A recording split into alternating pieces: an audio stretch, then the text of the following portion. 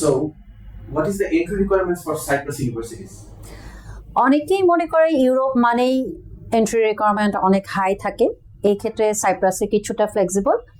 সাইপ্রাসের maximum ইউনিভার্সিটিতেই ব্যাচেলরের জন্য এইচএসসিতে 2.5 থাকলেই হবে। এসএসসিতে কম বেশি থাকলে কোনো সমস্যা নেই, তাহলে সে ব্যাচেলরে অ্যাপ্লাই করার জন্য এলিজেবল। আর মাস্টার্স প্রোগ্রামের জন্য ব্যাচেলরে 2.5 থাকলে মাস্টার্সের জন্য অ্যাপ্লাই করতে পারবে। তবে একটা কথা বলে রাখি, বিভিন্ন ইউনিভার্সিটির এন্ট্রি রিকোয়ারমেন্ট কিন্তু ডিফারেন্ট হতে পারে। আমি যে ইনফরমেশনটা দিলাম এটা হচ্ছে সাইপ্রাসের মাইগ্রেশন রুলস।